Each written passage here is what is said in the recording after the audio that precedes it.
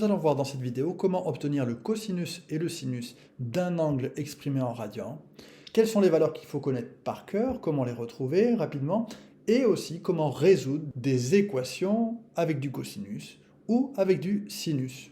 Alors, tout d'abord, qu'est-ce que c'était que le cosinus et le sinus d'un nombre? Eh bien, si le nombre correspond à un point que je peux placer sur le cercle trigonométrique, le cosinus et le sinus de ce nombre, ce n'est rien d'autre que l'abscisse et l'ordonnée de ce point. Donc, si j'ai un point sur le cercle qui correspond à un angle en radian, le cosinus de cet angle sera l'abscisse que je lis, et le sinus de l'angle sera l'ordonnée que je lis. Alors bien sûr, on sait que les angles peuvent tomber un peu partout sur le cercle. Eh bien, autrement dit, le cosinus d'un angle peut être négatif. Si je tombe par là, eh bien je vais tomber sur un cosinus négatif. Pareil pour le sinus, si je tombe sur un angle par ici, le sinus sera négatif. En revanche, ça sera toujours des nombres qui seront compris entre -1 et 1, pour le cosinus comme pour le sinus. Avant d'aller plus loin, vous pourrez toujours vérifier les résultats à la calculatrice. Vous mettez votre calculatrice en mode radian et vous vérifiez pour être sûr. Vous avez besoin, pour bien suivre cette vidéo, de bien vous rappeler de la vidéo précédente de trigonométrie, c'est-à-dire comment je me repère sur le cercle trigonométrique. Il faut savoir placer rapidement les angles qui correspondent à pi sur 6, à tous les multiples de pi sur 6, pi sur 3, 2 pi sur 3, 5 pi sur 6, en positif, en négatif, les pi sur 2, les pi sur 4, etc. Une première chose que vous allez devoir apprendre par cœur, ou plutôt apprendre à retrouver, c'est les valeurs de ces quelques angles, 0, pi sur 6, pi sur 4, pi sur 3 et pi sur 2. Alors vous voyez qu'il n'y a pas tant de valeurs que ça à connaître, et qu'elles se ressemblent un petit peu. Les valeurs sont, si je les prends dans l'ordre croissant, la plus petite ça va être 0, ensuite j'aurai 1 demi, 0,5, ensuite j'aurai racine de 2 sur 2, puis racine de 3 sur 2 qui est assez proche de 1, et puis exactement 1. Je les explique graphiquement. Pour l'angle 0 correspond à ce point-là. Eh bien ce point-là, son abscisse, je la lis ici, c'est 1, et son ordonnée, son ordonnée, elle fait 0. Son abscisse, c'est le cosinus, son ordonnée, c'est le sinus, donc cosinus 0, ça fait 1, sinus 0, ça fait 0. Pour vous repérer, vous avez vu que j'ai écrit cosinus et sinus ici sur l'axe des abscisses et des ordonnées. Je vous conseille de faire la même chose. Voyons le suivant, pi sur 6. Pi sur 6 correspondait à cet angle-là. Et nous avons vu dans la précédente vidéo que pour le placer correctement, je savais que c'était un angle petit et je savais qu'ici ça tombait pile poil sur 1,5. Et bien là, vous avez l'une des deux valeurs. Ça correspond à la hauteur, ça correspond au sinus. Sinus pi sur 6, c'est 1,5. L'autre valeur, elle est très proche de 1. Et c'est la grande valeur dont je vous ai parlé tout à l'heure, racine de 3 sur 2. Donc voilà en fait ce que vous devez retenir. Si j'ai une valeur qui est exactement égale à 1,5, eh bien en face, j'aurai toujours racine de 3 sur 2. Pour pi sur 4, on se rappelle que ça correspondait ici à 45 degrés. C'était pile poil entre les deux, et j'avais la même valeur pour le cosinus et pour le sinus. Lorsqu'on a la même valeur, c'est qu'on a racine de 2 sur 2. Cosinus pi sur 4 est donc égal à racine de 2 sur 2, et sinus pi sur 4 est aussi égal à racine de 2 sur 2. Pour l'angle pi sur 3, pour le placer, je savais que c'était un angle à peu près comme ça, donc un peu plus grand, et ici ça tombait pile poil sur 1,5, sur l'axe des abscisses. Donc j'ai son cosinus. Le cosinus pi sur 3, vous pouvez le vérifier à la calculatrice, ça fait 1,5. Et en face donc, j'ai un nombre qui est assez grand, proche de 1, c'est racine de 3 sur 2. Sinus pi sur 3 est égal à racine de 3 sur 2. Une dernière valeur, pi sur 2 tombe pile poil sur ce point-là. Son abscisse, c'est 0, et son ordonnée, c'est 1. Voilà les deux valeurs. Et la première chose qu'il faut faire, c'est s'entraîner comme ça à lire les valeurs du cosinus et du sinus pour différents angles. Alors attention, toutes les valeurs qu'on vient de voir, ce sont des valeurs positives parce que je me place sur ce quart de cercle. Dès que mon point va sortir de ce quart de cercle, par exemple, si je me retrouve ici, eh bien, il y aura une des valeurs, le cosinus, qui sera positive et la valeur du sinus sera négative. Si je vous la demande par cœur, ça veut dire que ça va correspondre à l'une de ces valeurs-là. Et donc, faites attention, est-ce que la valeur, elle est positive ou elle est négative? Allez, on s'entraîne sur quelques exemples. Allez, on s'entraîne un petit peu. Quel est le cosinus et le sinus de l'angle moins pi sur 4? Avant de commencer, je fais mon cercle trigo, je place comme ça, le 1, le moins 1 en abscisse en ordonnée. Ici, je peux me dire, pour me repérer, que là, ça sera le sinus, là, ça sera le cosinus. Et je place mon angle. L'angle moins pi sur 4, ça correspondait ici à prendre 45 degrés dans ce sens-là, là, dans le sens négatif. Donc là, j'ai moins pi sur 4. Donc je vais avoir les valeurs là qui sont à peu près les mêmes. Les racines de 2 sur 2 pour le cosinus et le sinus. Attention, avec le schéma, je fais bien attention aux signes. Là, j'ai racine de 2 sur 2, et ici, j'ai moins racine de 2 sur 2, je suis du côté des négatifs.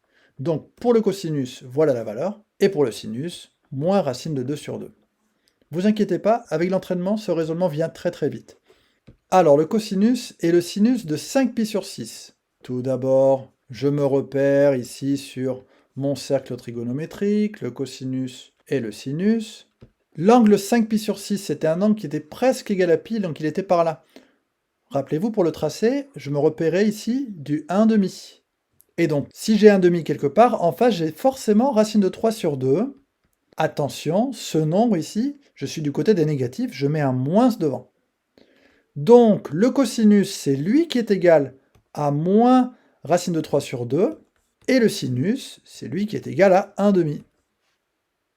Un petit dernier, trouvons le cosinus de 2pi sur 3, et le sinus aussi. Je me repère sur mon cercle trigonométrique, je place le cosinus, le sinus pour me repérer, et maintenant je place correctement les 2pi sur 3 là. Donc les 2pi sur 3, ça veut dire, ici j'ai pi là, et je le divise en 3. 1, 2, donc je suis à peu près par là. Pour me repérer, j'avais le moins 1/2 ici. Donc ça veut dire que j'ai une des deux valeurs, et forcément en face, j'aurai du racine de 3 sur 2. Donc ici j'ai 1/2, attention, en négatif, et là j'ai racine de 3 sur 2, pour l'angle 2pi sur 3. Le cosinus, le voilà, c'est moins 1/2, et le sinus, le voilà. Racine de 3 sur 2. Vous l'aurez compris, il y a plein de cas possibles à chaque fois pour les angles. Je fais le dessin, je me repère comme il faut, et je lis le cosinus et le sinus qui correspondent. Une autre chose qu'il faut savoir faire, c'est de résoudre des équations qui s'écrivent comme ça. Cosinus égale à quelque chose, ou alors sinus égale à quelque chose. Nous allons les résoudre géométriquement à l'aide du cercle trigonométrique. Donc la première chose que vous devez faire, c'est de dessiner le cercle trigonométrique. Sur ce cercle trigonométrique, maintenant, je vais réfléchir à cette question. Je cherche tous les angles tels que le cosinus de l'angle soit égal à moins 1/2. Alors, ce cercle, je ne le laisse pas comme ça quand même. Je sais qu'ici, ça va de 0 à 1. On peut mettre moins 1. La même chose pour les sinus. Et donc ici, ce qui m'intéresse, c'est le cosinus. Le cosinus, donc, je vais me repérer ici. Et je sais quoi? Je sais que le cosinus de l'angle que je recherche, il vaut moins 1/2. Le cosinus doit être égal à moins 1/2. Je regarde maintenant quels sont les angles sur mon cercle qui correspondent à ce cosinus-là. Eh bien, ce sont des angles qui vont tomber sur ce point du cercle, ou alors sur ce point du cercle. Ce point correspond à l'angle de pi sur 3. Et oui, si ici j'avais tout mon angle pi, je le divise en 3 parties. 1 fois pi sur 3, 2 fois pi sur 3, et 3 fois pi sur 3, ça fait pi. Donc ici, j'ai 2 pi sur 3. Et en face, eh bien, j'ai le même angle, mais en négatif. J'ai l'angle opposé, moins 2 pi sur 3. J'ai trouvé deux solutions. Mais si vous vous rappelez, il y a plein de points qui vont tomber ici. J'ai 2 pi sur 3, et puis si je continue, je fais un tour complet de plus, 2pi sur 3 plus 2pi, 2pi sur 3 plus 2 tours complets plus 4pi, etc. Donc voilà pourquoi je dois donner ces solutions, plus les mêmes solutions à des tours complets de cercles près. Voilà pourquoi les solutions vont s'écrire comme ça. Les solutions sont tout d'abord toutes celles qui correspondent à ce point-là, 2π sur 3 plus 2kπ, donc je rajoute une fois, ou deux fois, ou trois fois, ou k fois de tour complet. Et la même chose pour tous les angles qui vont tomber sur ce point, c'est-à-dire moins 2π sur 3 plus 2 fois k fois pi. C'est bien de préciser que k, c'est un nombre entier, positif ou négatif.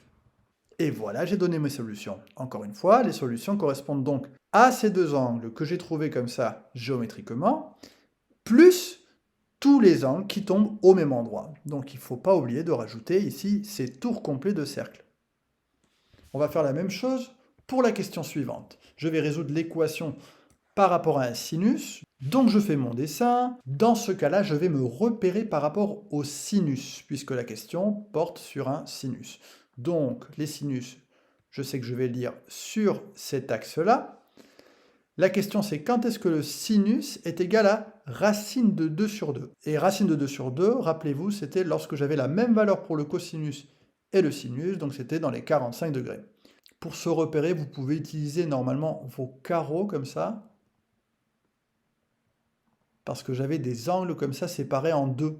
Là, j'ai 45 degrés, 45 degrés, 45 degrés, 45 degrés. Donc vous coupez là en deux et vous allez tomber pile poil sur la valeur racine de 2 sur 2. J'obtiens ici, encore une fois, 2 points qui correspondent à ce sinus-là sur mon cercle. À quoi correspondent ces angles? Eh bien, on vient de le voir. Les 45 degrés, je sais que c'est des π sur 4, donc j'ai π sur 4, 2π sur 4, 3π sur 4.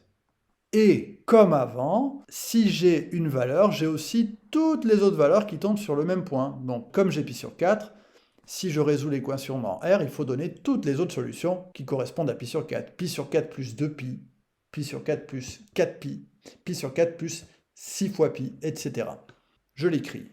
Les solutions sont les nombres qui peuvent s'écrire π sur 4 plus 2 fois k fois π, et aussi 3π sur 4 plus 2 fois k fois pi, où k est un entier positif ou négatif. Bon entraînement!